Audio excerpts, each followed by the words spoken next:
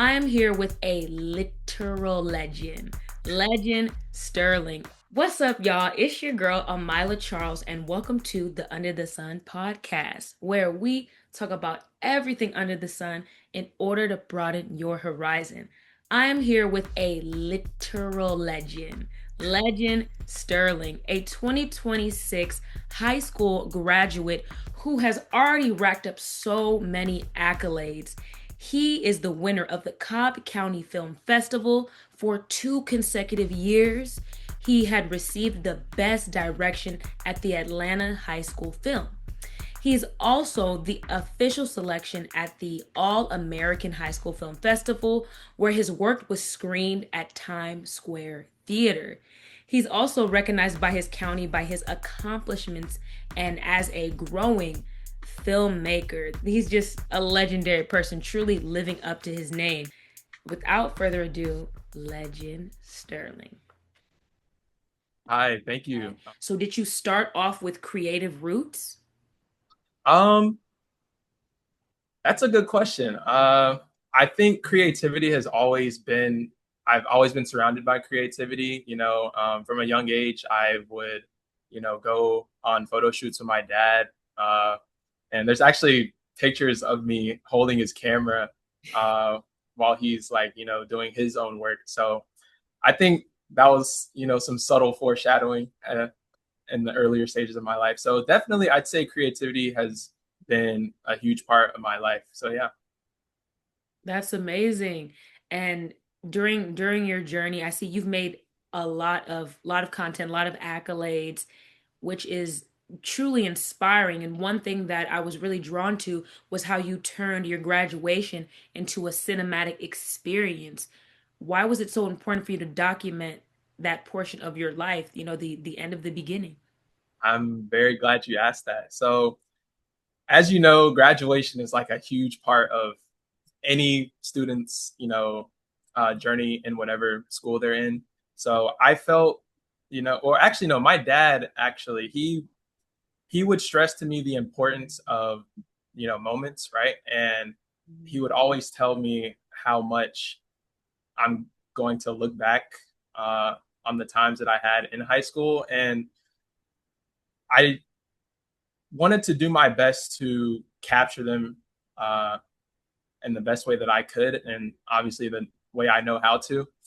And my way in doing that was, through film and basically through storytelling. I feel like capturing, that moment for me was very vital. I'm definitely going to be looking back on that from years to come, and hopefully in the future, whenever I do decide to have kids, I want to be able to show them that, because that's what my dad does for me. He's shown me the footage that he had when he was in high school. He used to carry around like this huge like camera on his shoulder, and he would kind of like interview his classmates at the time, and I thought that was really cool. So that's kind of where my inspiration to do that came from. That's why I used my friend in that video to help me out.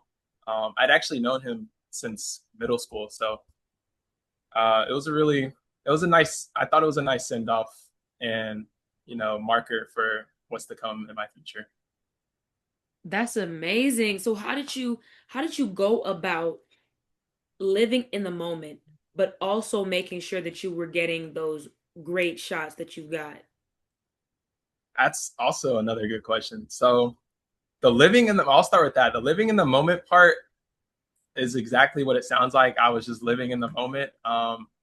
When I was actually walking across the stage and getting ready to walk across the stage, I think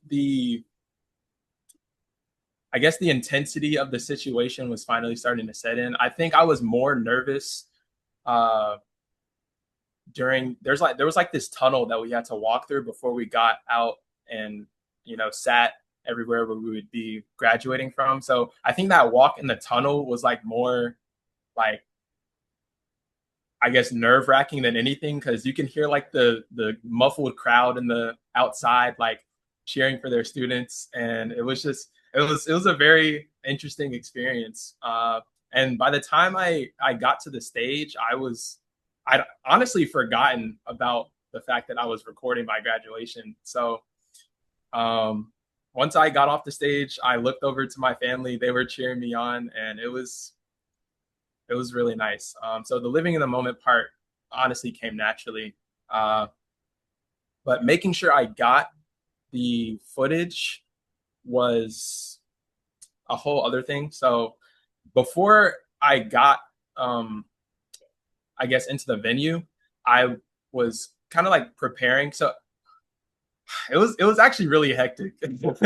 So the person I used in my video, um, I didn't have him as my actor until literally the day of. So I had two extra tickets, and uh, he had called me. His name's Ashton. Ashton had called me that day, and he was saying, "Hey, do you still have that extra ticket?" And I was like, "Yeah."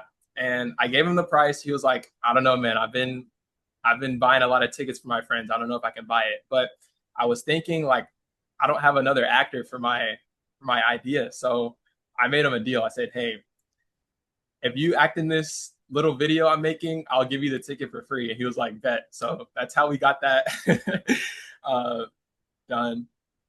And it was mostly just coordinating with my family and honestly putting my trust in them because I can't record, my graduation, so that it would fall to them. So basically just trusting in my support system and letting them handle the work for me. And, I put it together in the end. So yeah. That's fantastic. I can empathize with that. At my graduation, I was carrying like I had the Canon camera in my bag, and then I had my smaller camera, then I had my tripod, and I gave the commencement speech for my department, and I literally had all of that in a bag. And I'm like, I wouldn't Yeah. be a media major if I didn't have a bag full of so so I know it's definitely not easy. How did you come up with the vision? Did you write it down shot by shot on what you wanted to see, like a shot list, or how'd you go? Okay. So I will say on that part, when it comes to planning, I'm a little bit lackluster, and that's why I'm going to be going to college for it. But the way I guess envisioned it, I heard the song first, right? So, or actually, no, I don't know if you remember at the end of the video, I like did a sign off, right? Yep. So I saw a video of someone like signing a camera. I'm not sure if it was like for school or if it was like an athlete signing a camera or a celebrity, but I saw that, and that was like a year prior. And I was like, I think I'm going to make a video about that. And that's usually how I come up with ideas. I think of the ending first, and then I work my way like backwards almost. Um, so I saw that, and originally I was going to make a video before graduation and then have it play at graduation, but that was a lot, and I didn't really know if my principal would go for that. So I just made it a little bit more accessible and doable for myself. Um, but basically, I heard the song that I wanted to use, and then I just imagined everything that I wanted to happen in the video. I know that's like a mid explanation, but that's pretty much how I think of stuff. Like I listen to a song, and then I just kind of think about what I want to happen at certain moments. Like at like the peak of the song, I want like me walking across the stage and whatnot, or just things like that. So that's how I guess thought of it. And as far as converting that idea, like, or not converting, but explaining that idea to like my talent and the other people in the video and the people helping me with the video, I just pretty much explained uh, what I was imagining for each part of the song. So yeah. That is not mid at all.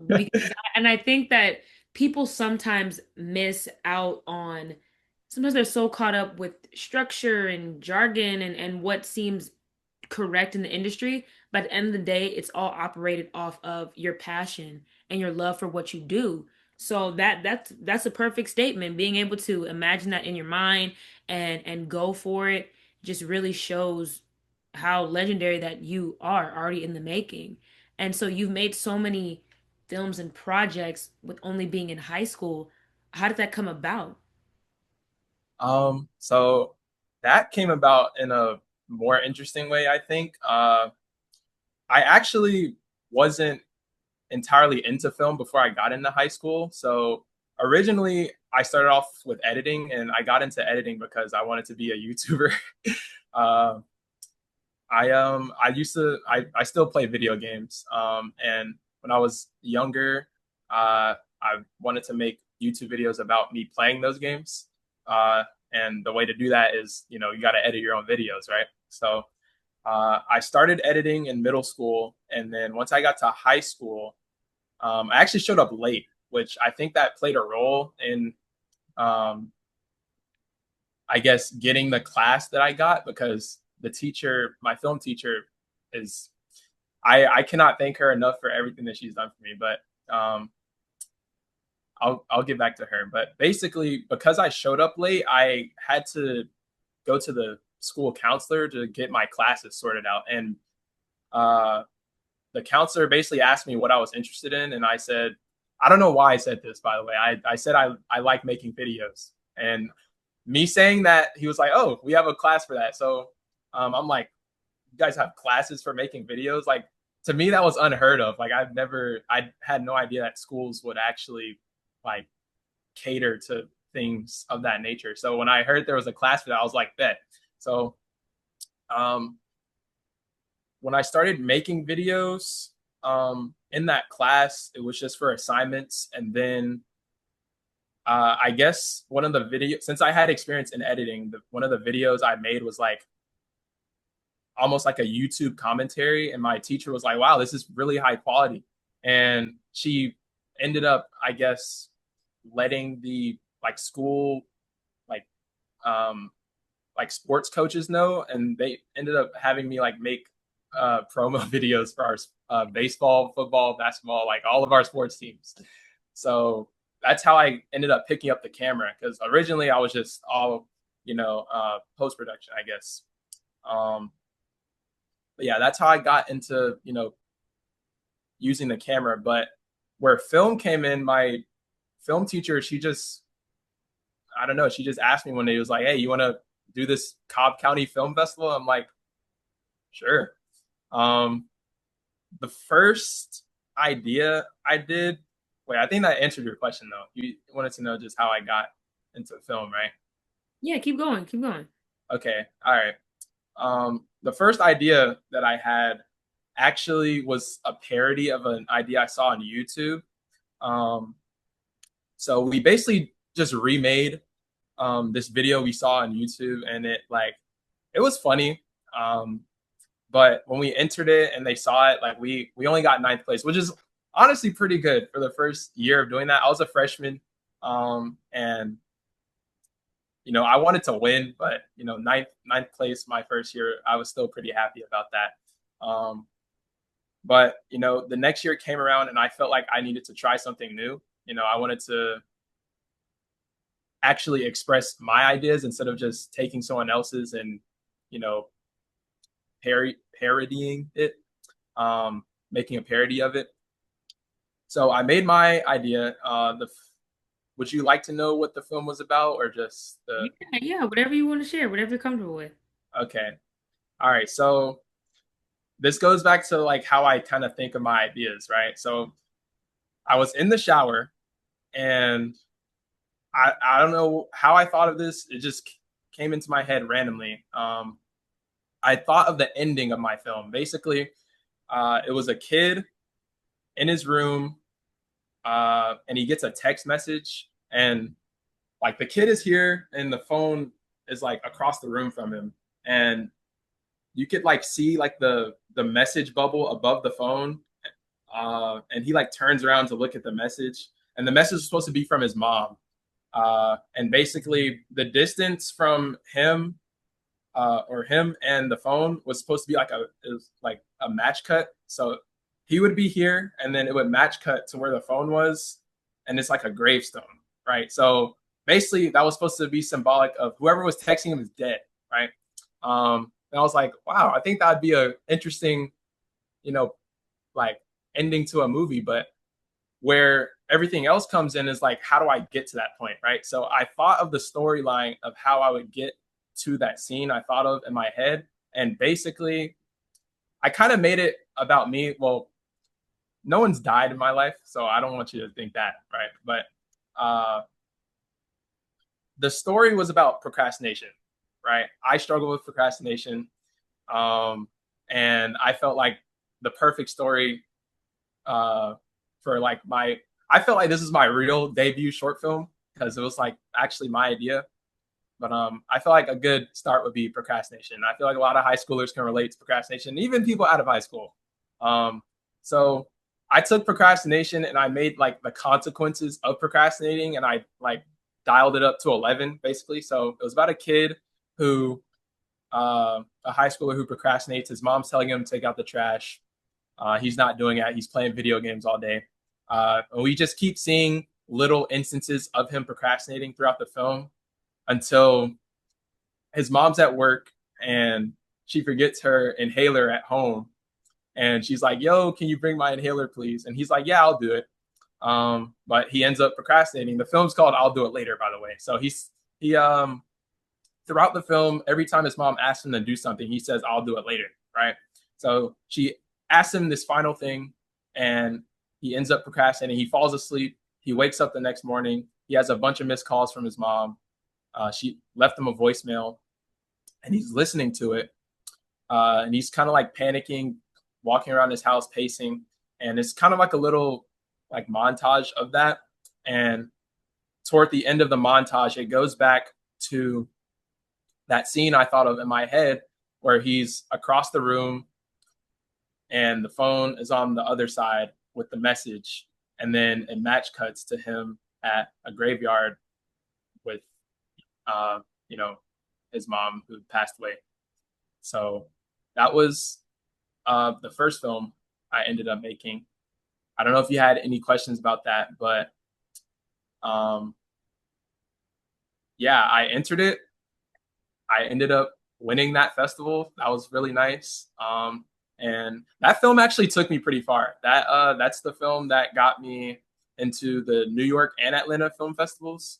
So yeah, I got best direction in the Atlanta High School Film Festival, and then I was an official selection in the All American, which took place in New York. So yeah, That is amazing. that was a lot. I don't know if like That's all good.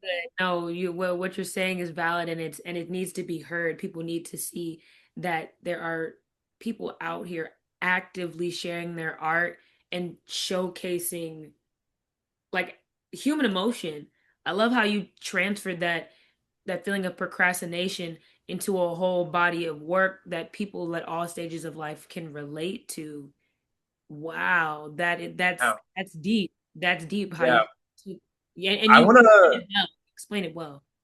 well, thank you. I appreciate that. I feel like I kind of ramble a lot, and I just kind of I don't know, but I'm glad you said the that people from all stages of life can relate to that because that reminds me of a moment that like I'm gonna remember this like for the rest of my life. But when I was at the Atlanta High School Film Festival, um, after they gave out the awards and I was taking pictures with my family, there was like a lady who was at least maybe in her mid 40s or like early 50s who came up to me and she was basically just telling me how much my film resonated with her and I was like wow, like if her story was beautiful in and of itself. So her story was basically that her husband had had a similar situation with his father where um he didn't pick up the phone and that was ended up being like the last time his dad called him and I'm not entirely sure what exactly his dad was calling him about but the fact that a story that I just randomly thought of in the shower was able to connect with someone like so much farther in life than I am like that resonated with me personally so yeah That's amazing, and that's the why right there. That's art that shifts people's spirits, and that's so special. yeah When you began your journey on the film with such a vulnerable, special idea, how did you go about building a team with who was going to help you, or what did that look like? So since I was, in high school, I was I was limited to a lot of the things that I could do because one, the festival itself had limitations. The film could only be 5 minutes. You had to use a specific line of dialogue, a prop, and a character name. Um, and you couldn't use certain locations, like your school name couldn't be in it, which is understandable for like whenever they're rating it. Uh, and I felt that the best way for me to, I guess, bring my idea to life was to have a small team because I wasn't used to working with large groups of people at the time. So I literally just got one of my friends to help me be my actor. And I felt we worked pretty well together. So he understood the vision I was going for. I had my friend Andres, who was behind the scenes. He helped me record. Um, and yeah, it was pretty much a lot of people that understood what I was going for. It wasn't just like a, hey, can you stand here while I record you? Like everyone knew what the vision was and they were willing to support it. That's great. And teamwork is of the utmost importance when you're in these spaces because there's only so much you can do on your own. Is Right. there any was there any reservations or doubts you had when starting the process of entering a film festival? Um, as doubts, I wouldn't say I had doubts. I was more so just anxious because I I like I'm a person I like for my work to speak for itself. I don't really like giving speeches, but I will give one if I have to. Uh, so when I was going into this festival, I was more so hoping that my work would be shown to people and they could, you know, see my work and actually resonate and enjoy it. So as long as my film was shown, I would have been happy that day. But me winning was, an added bonus. And I'm just really happy that within that time I was there, I was able to feel that the people who saw my film, like resonated with it. So as far as having any doubts, I don't think I did. I was just, a little anxious, which I feel like, comes with that. Yes, yes. And so you are you won the Atlanta County Festival, correct? That was with that one? Uh, the Cobb County Film Festival, yeah, Yeah. So do you feel like how has, the city and state you've grown up in inspired your film style? it's a good question. How has Atlanta inspired my film style? I think it's I think it's taught me to, I guess, be myself. I feel like Atlanta is a very expressive place. You go on I don't know if you know what the Beltline is, but it's this long like trail, and it just has like it spans like pretty much the whole city, and it just has like just so many different things. There's people vending there. There's so many different places you can get food, and there are people there will be people playing music, and it's a trail of just artistic expression, and I love it so much. And I feel like that's what uh, my environment has taught me, is to just like be yourself. Like not only to be yourself, but just like experiment and try stuff. Like you really never know what is gonna stick, like at all. So trying things, and especially trying new things, like I think that's definitely a trait that I got from being in the city. Are there any filmmakers or creatives in general that inspire you on your walk? Yeah.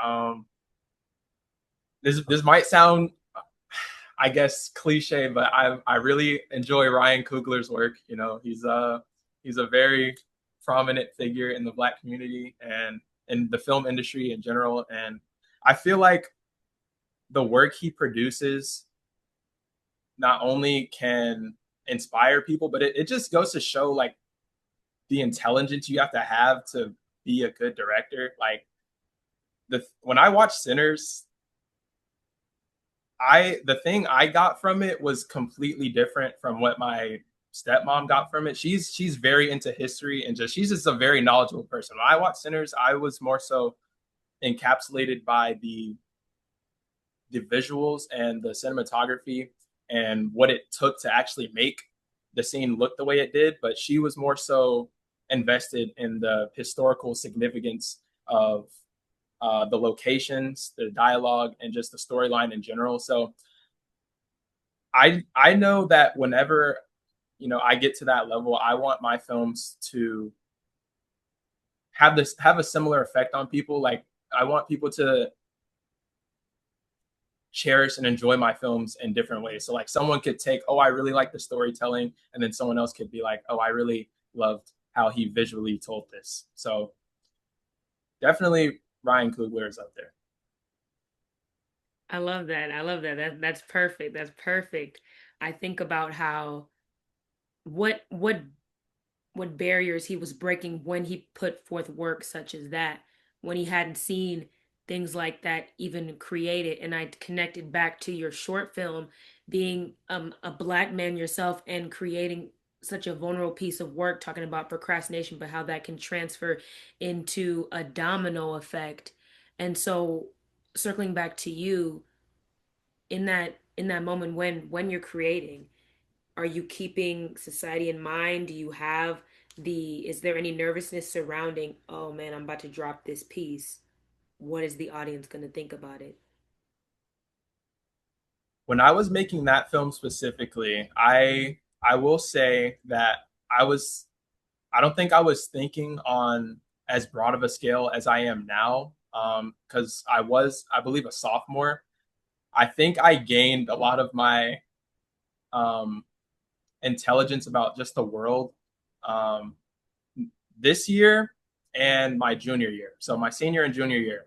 And the reason that is because of two classes that I took. It was my AP language class and my AP literature class. Those were the two classes where I felt I gained the most intelligence about the world and history. Um, so when it comes to the projects that I make now, I'm definitely thinking about the real world implications and how it relates to events now. But at the time when I made my film, I'll Do It Later, about procrastination, I was more so thinking about, um, I guess, the immediate, um, the people who would relate to it closely, which would be high schoolers. So that's why I was shocked when a person in their 40s told me that they resonated with my film. So, yeah. Wow. And speaking of procrastination, how long did it take you to go from idea from planning to execution? Um, so I'd actually thought of the idea like months prior, um, but I wasn't I wasn't able to fully execute it until the week of the film festival. So they only gave us a week to shoot, edit, and record everything. So I thought of my idea, um, and I kind of had it in like a little like a pocket in my mind to come back to for when the film festival, like it was time. So I wrote it out and then I just kind of left it. And then once it was time to bring it back out, I adjusted it to fit the festival. So if we're starting from there, I'd say maybe about, I think 2 months. I think I thought of it 2 months prior. So I thought of it over the summer, and then once school started back, that's when I was able to execute it. But that was just for that idea specifically. There's like that's very hyper specific because of the conditions that needed to be like met for that specific festival. But when it comes to idea and then translation, that it varies. from project to project. Like I could think of an idea now, and then depending on how difficult it is to make, I could finish it today. So it it depends on what exactly I'm working on. Wow, that's great. And I see you not also just focus on films, you also ventured out into your own like production company because you edit as well and do a whole bunch of other things. So can you tell us a little bit about how that came to be? Yeah, so it actually started off as a little school project. Basically, I have a company called Everything Everywhere Media. It's not an official company, but um, it's something I go by whenever I'm dealing with clientele that want to reach out to me for work. But basically, my film teacher wanted us to make a production company, like a mini production company in our class. And that's where I ended up meeting my friend Andres, who actually helped me on that I'll Do It Later film. So we made the production company, Everything Everywhere Media, for a school assignment. And we actually had to make I think it was called a pitch deck about it. And we had to, I don't know if you've seen the show, what was it called? I Basically it's like when people pitch ideas to like Shark Tank. How did I not know that? But yeah, they pitch the ideas, and that's basically what we had to do with our production company. So we gave our production company and like everything that we want to do, and uh, the people that we pitched to ended up like really liking our idea and what we had. So we thought, okay, if these guys liked it, maybe we could actually turn it into a real thing. So we started um, actually doing events, right? So people would hire us to do banquets, sports banquets, baby showers. Um, we did our prom multiple times. Trying to think of the craziest, or not, I wouldn't say craziest, but the coolest thing we did. Oh, I think the coolest thing we did, there was, I don't know if you're familiar with the show All American, but Yes. uh, there was a photo shoot that the actors were having, and we got to film the behind the scenes of that photo shoot. Yeah. Know that. So that was probably the coolest thing we got to do. Um, and all that started from a school project that we ended up turning into something more. That's amazing. That is wow. I saw that as I was researching and looking through your profile as well. And that's so special that you can transfer something that has started in your classroom. It reminds me a lot of Andre 3000 when he said a lot of great things start in small rooms. And so shout out to your neighbor Andre, and I'm playing, but Yeah. I think that that's absolutely amazing, and it's really a testament to showcase to students. Don't No matter what your age is in the industry, you still deserve respect. And so that's a lot that I faced when I was starting my business and just different ventures that I was on. How do you grapple with being in professional spaces as a young person that might be surrounded by people much older than yourself, especially in the media industry? Yeah. I've been in a pretty considerable amount of professional spaces. One being because my dad's a photographer. I've been uh, in rooms with you know pretty big people. So I think I got a small taste of what it was like just being around him and how he conducts himself. You know, my dad was kind of the blueprint for how I would carry myself in the professional spaces that I would get myself into. So usually when I'm in environments like that, I kind of watch what my superiors are doing and almost shadow them because I'm still learning. I think you can learn anything from anybody. So I think whenever I'm in professional environments like that, I make sure to always stay attentive and listen because being a being attentive to details in those environments and just showing that you're paying attention and willing to work like that, I feel like that will help you get more connections and into more situations like that than just, being there, taking a picture, posting on your story and say, hey, look, I'm here. So I think whenever I'm in those environments, the thing I like to do most is just maximize my impact there and making sure that I'm always doing something. How has it benefited you by showcasing your work and the projects you've worked on your social media? Oh, okay. So it's benefited me a lot. One, I've gotten to be on this podcast, so I'm very grateful to be here. It's opened doors for me that I didn't know were even there. So I've met a lot of people. First, I'll say this: I think the first time I posted something and it like went viral was on TikTok. I made like a little like it was just a little like random edit to a song that my friend had showed me that he made.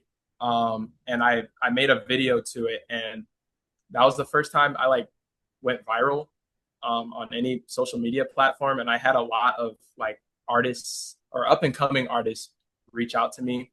And I also had other editors reaching out to me on how I did certain things. And I made a tutorial about how I did a certain effect. And that whole, I guess, experience like helped me understand how algorithms work on social media and like what certain platforms look for.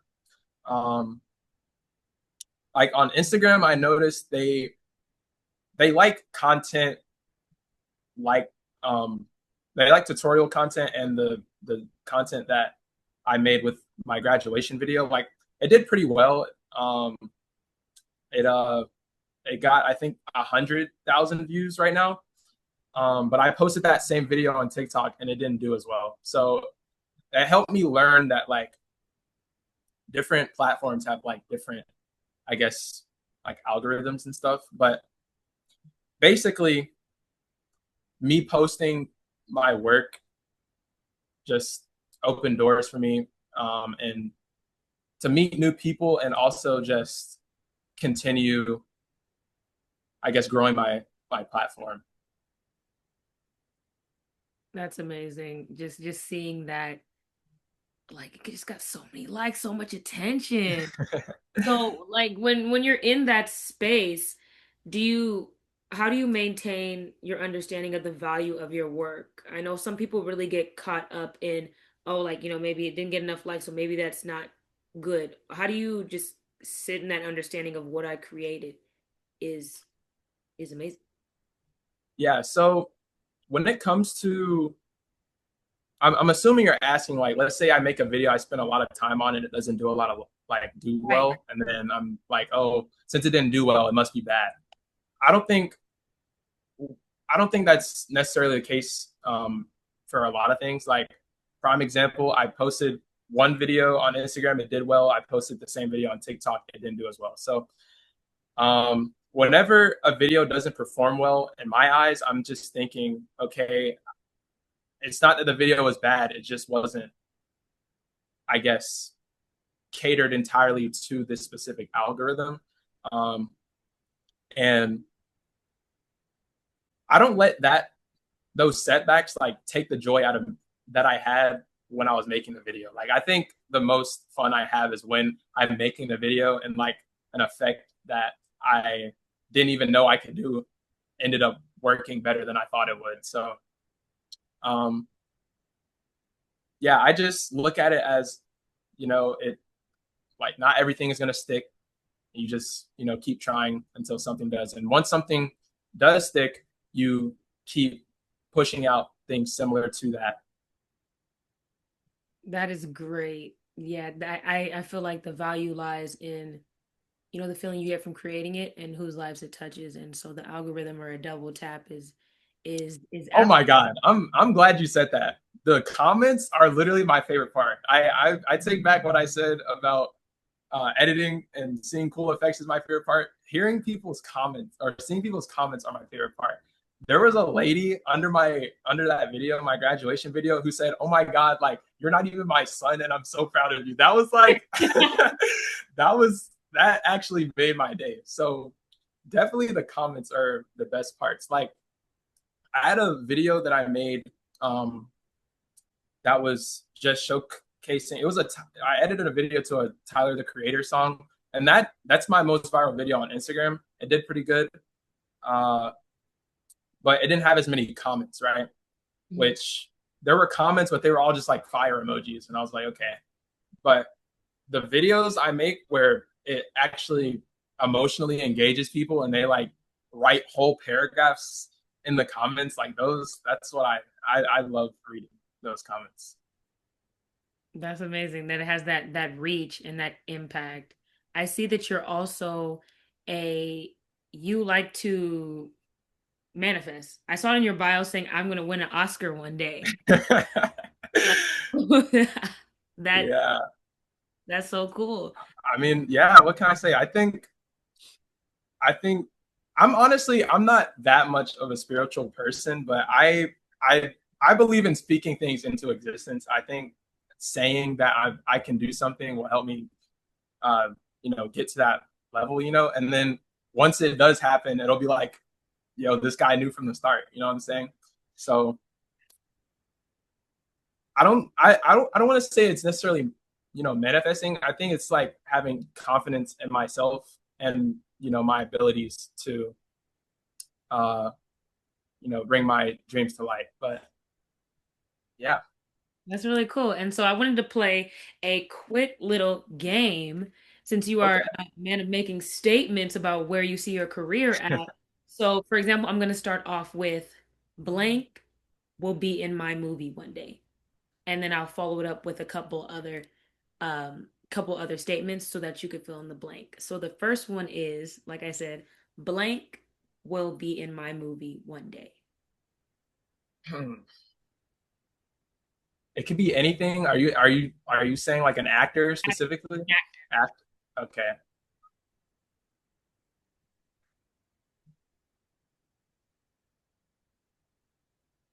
Denzel Washington will be in my movie one day. Hey, that's cool. That's a Yeah. good one. What makes you say that? What do you like about Denzel and his artistry? Denzel Washington, that man is just, bro. He's just such. He's not only an amazing actor, but I've just seen his work ethic. There was this interview that I saw with him, and I don't remember all of the contents of it, but I don't know, the way he talked about working in the film industry. It really inspired me because of how seriously he takes his craft, and how.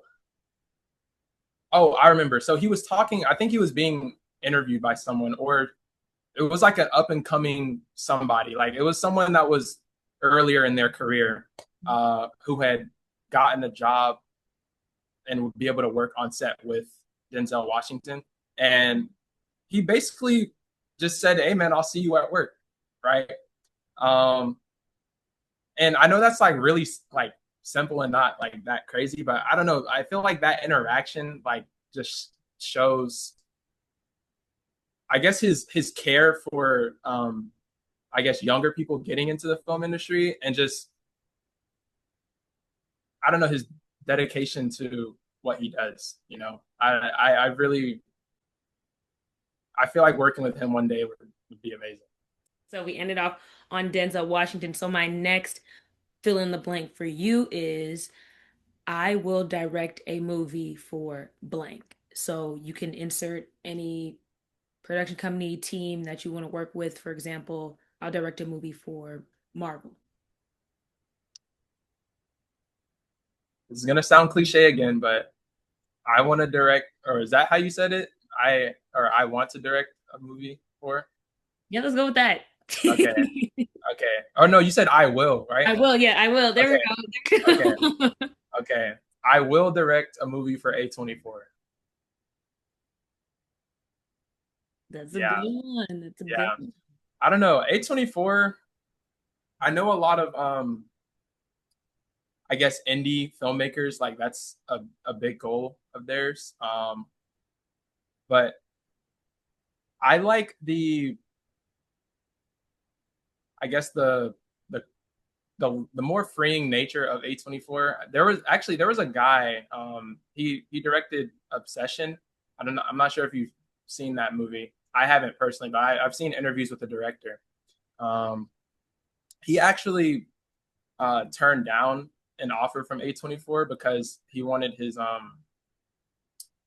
movies to be distributed on the world on a global scale, because A24 only distributes in North America, which I think that's actually a good idea, and I'm probably going to consider that as well. But I don't know. I like A24's style of filmmaking. It's not like Netflixy. I know, I'm sure you probably heard about like Netflix lighting. Like I don't Netflix has like an artificial, like perfect, um I guess, lighting pattern, or yeah. And I don't think A24 has that. And um one of like a movie I saw recently, The Backrooms, it was made with by an A24. So yeah, I definitely want to go with them. I like that you mentioned that. When you mentioned even difference in lighting, I do notice that. How would you describe your film style? Um, how would I describe my film style? I have a friend named Franco who could describe mine perfectly, because he said, "Dude, I freaking love the way your cinematography is, bro." And I'm like, I don't really know like what exactly it is about the way that I film that he likes, but he says like he's telling me not to change it. So um, I do a lot of handheld stuff. I will say that. Even though I do have a gimbal, a lot of my footage is handheld, and um, I think that helps, ground the films that I'm making. Uh, the next film I'm making is called Until Next Time, and I was supposed to have it done this month to submit it to um, the All American High School Film Festival again, but I don't want to rush it. The weather has been a little iffy where I am. It's been raining a lot, so I'm just gonna submit to the festival next year so I can, get all of my ideas out. Because I've been working on this idea for, I think, about a year and a half now, and rushing the final product like just isn't something that I want to do. So yeah, I think my I classify my film style as like pretty grounded. It's nothing like, I don't know. It's not. I think grounded is like the best way I can describe it. That's great. And you said you use a lot of handheld. What kind Mhm. of camera do you shoot with? I shoot with a Canon R5 and R6. I alternate. I've been using, I believe, the R5. I'm not sure if I have it in my room, but uh, yeah, I use a Canon R5. My dad has been trying to get me a Sony FX3. That camera is like really expensive, but it's really good. Um, a lot of the struggles I've been having with my camera is it's not as good in low light, and the FX3 is really good in low light. So yeah, I do like shooting in dark environments. I don't know why. I don't know if you like look across like the videos that I make, like most of them are in dark environments. So yeah. How is that editing it in post? Does that present difficulty for you? It depends on what I'm making. So if I'm doing like an effects heavy um video, shooting in dark environments kind of helps, because if I'm usually trying to uh mask or crop myself out, and if the background is dark, it's easier to do that because there's nothing that can get like caught in the mask. Um, but if I'm editing a film, that is a whole different story, because whenever it's in low light with my camera specifically, there's usually a lot of grain, and that makes the image like really hard to work with. Um, I There's nothing wrong with grain unless there's like a lot of it.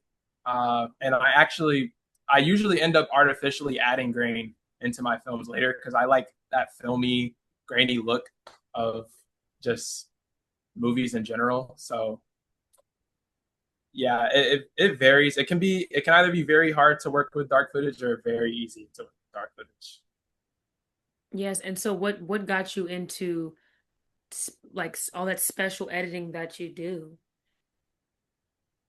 Um, I think it really just started with me wanting to try something new. I think I started editing on Premiere Pro. So Premiere Pro is um, it's a more like linear editing software. You kind of just do like regular videos with it. You can do more like effects heavy stuff in Premiere, but I personally wouldn't recommend that unless you're familiar with the software. But I started Oh wait, no, I remember. Okay, so my friend Graham, this has happened like all in like sixth grade.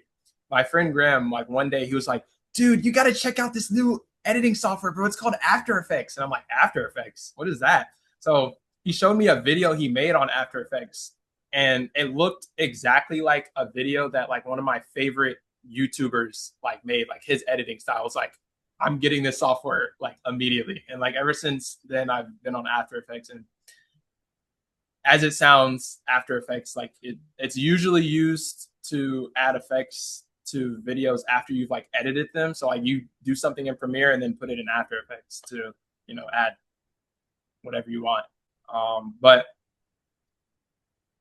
I don't know. After once I got into After Effects, I just kind of stayed in there and started experimenting with different things. I very recently actually like got, I guess, good at it. I don't know.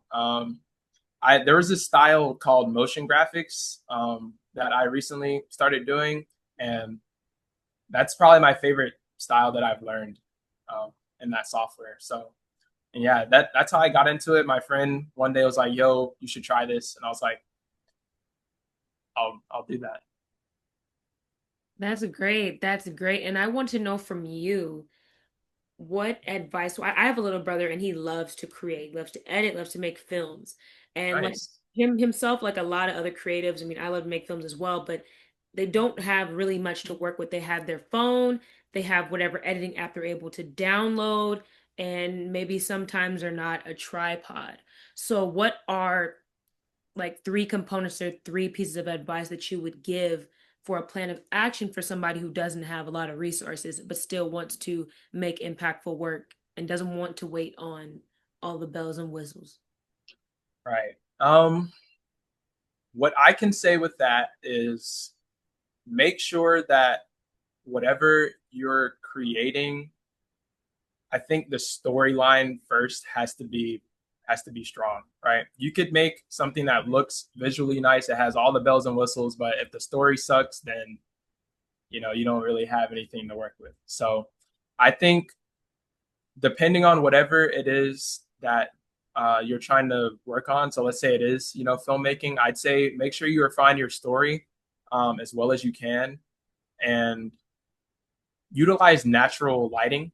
Uh, Natural lighting is going to be, your best friend. You won't have to, buy $1,000 lighting equipment.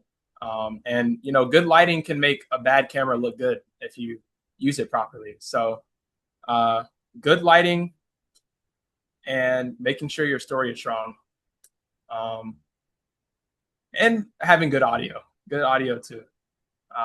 That's a big part. If you can, I'm trying to think. So let's say you only do have your phone.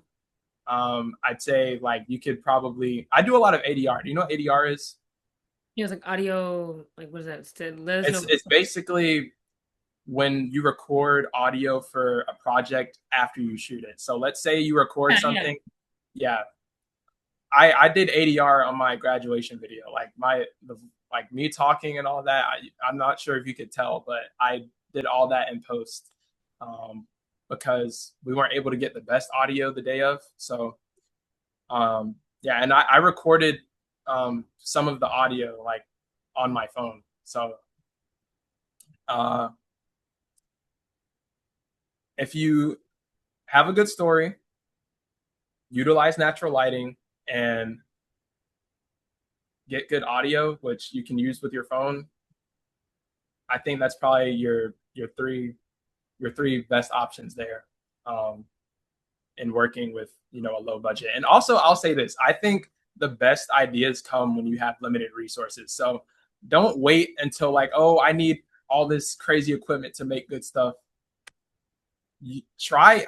I think honestly, I think it's a good idea if um, whenever you like say you do have a lot of stuff to work with, restrict yourself and try and see what you can come up with. Like that, like the film festival that I participated in, I think that's what their goal was, because they gave us a bunch of limiters. They only gave us a week. They gave us a specific line, dialogue, and character name, and only 5 minutes to work with in the film. And that's all you were given. But I feel like my best ideas, come about whenever I have to think outside of the box, basically. So don't don't look at the limitations you have right now as barriers, and look at them as opportunities to go beyond. Go beyond. You said it best. You said it best. And lastly, what is what are movies that inspired you on your artistic journey? Do you have a favorite? Um, this may be recency bias, but Project Hail Mary um, is really good. I don't know if you've seen that, but you're going to be crying over something you didn't think you'd be crying over. I'm not going to say what it is, just in case you want to watch it, but um, yeah, that's probably my favorite movie right now. But overall, um, this isn't a movie; it's a show. It's an anime, actually. Uh, it is called Attack on Titan. That's definitely my biggest inspiration, because I cannot express enough how much I love the story in that anime. That has inspired me greatly, and I aspire to create stories like with as much, if not more, depth and consideration that the author of that story took into making Attack on Titan. So definitely, Attack on Titan is my biggest inspiration. I like that. It's a wide range of interests for you. I want to thank you so much for being a guest on the Under the Sun podcast today. You are truly an inspiration. Any last words you have for our audience? I just want to say thank you guys for having me. I hope I was able to give some insightful knowledge and hopefully inspire some people out there, up and coming creatives, or not even just creatives, just any endeavors that young people or anyone of any age is, trying to embark on. I hope that my story can be an inspiration um, to you. So, yeah. That's fantastic. Never lose that light. Have the best time in college. And we appreciate you being under the sun with us. And without further ado, thank you guys for tuning in. Bye.